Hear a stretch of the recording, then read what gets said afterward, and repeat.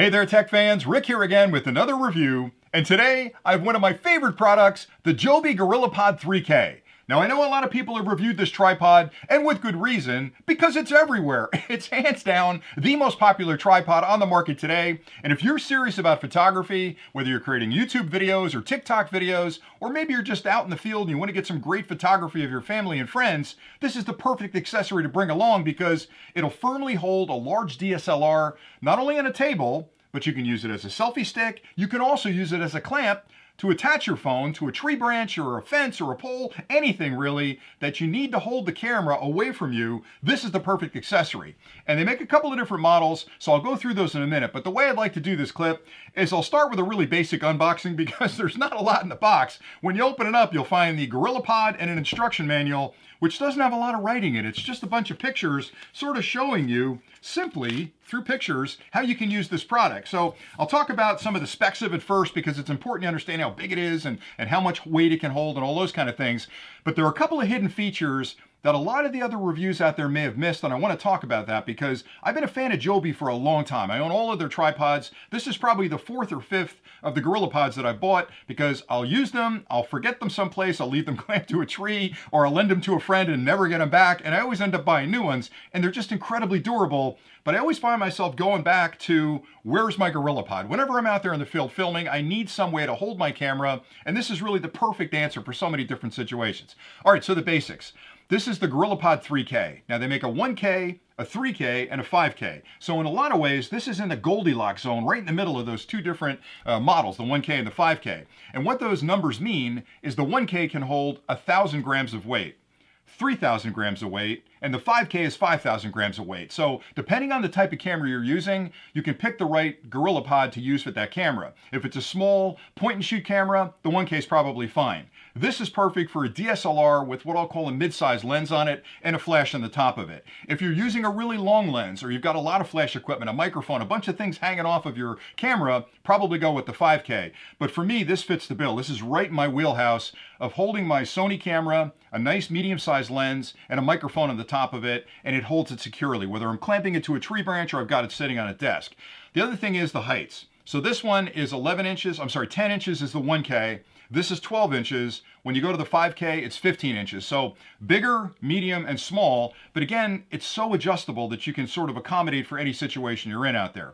All right, so a couple of things that are really cool about it. For starters, they came up with this ball and socket design. Now, most tripods, most desktop tripods like this one, work really well as a desk tripod. So I've got it set up as a desk tripod right now. A couple of things that are unique about this, when you go with a standard desk tripod like this, you're stuck with the height. There's not a lot you can do to adjust the height of the camera unless you're going to bring a bunch of books in and stack them up. With this one, I can adjust the height just by pulling the feet out like this. So I can put it at any level I need, even really, really tall. Don't put it too tall because then it gets a little top heavy, but I can adjust the height as I need to just by bending those legs.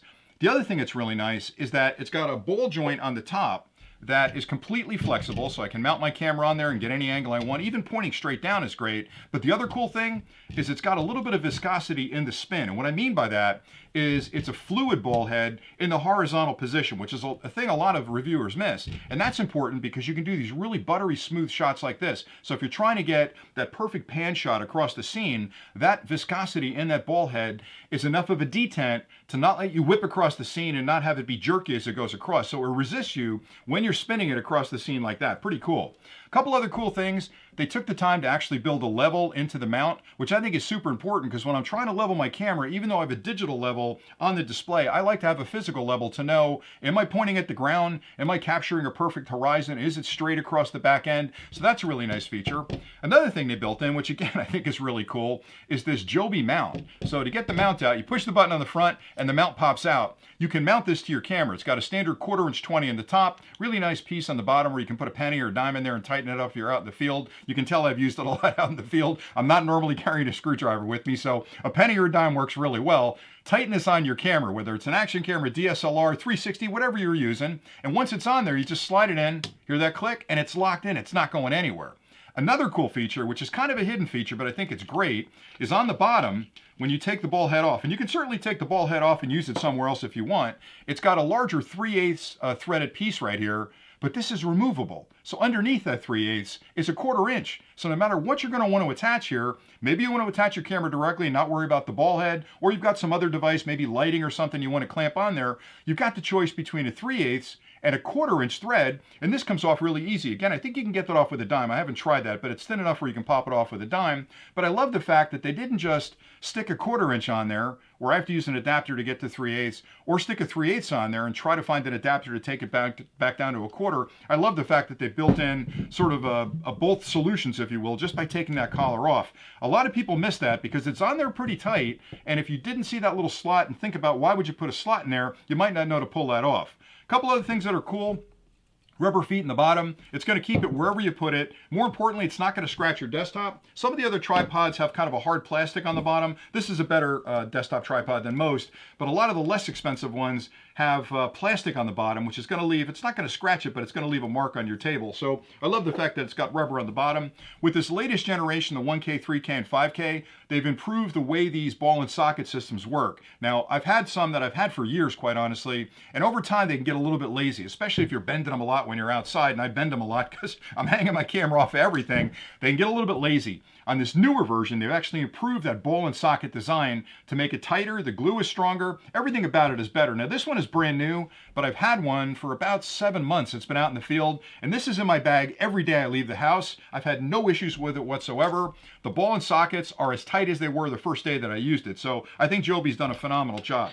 And that's pretty much it for the overview. Now, again, there are a lot of tripods on the market. There are even tripods on the market that have these kind of flexible legs. I know Joby was the innovator with this and came out with it, but you know, if you buy something that's not a Joby product, I can't speak to the quality of it. A lot of times companies will look at something like this, realize that it's selling really well, and then build one that looks like it. Your biggest danger with these is the ball and socket design, because some of the others that I've tested look really good, put them out in the field, they worked okay for a couple of weeks. Next thing you know, one of the balls pop out, or they get lazy and they start sinking. And the worst thing that can happen is if you set this up for a shot and you get it framed perfectly, and then you go back and you start doing your video or whatever, and these guys get lazy, guess what happens? All of a sudden it's moving and you've lost your horizon or you've lost your focus. So stick with the Joby. It's a little more expensive than the others that are on the market, but it's a quality product. And again, I can vouch for it. I've used it for years, and I just love their products in general. So that's pretty much it for today. If you're looking for a desktop tripod that's also a selfie stick, that's also a clamp, this could be the perfect product for you. So thanks again for watching, and until next time, stay nerdy.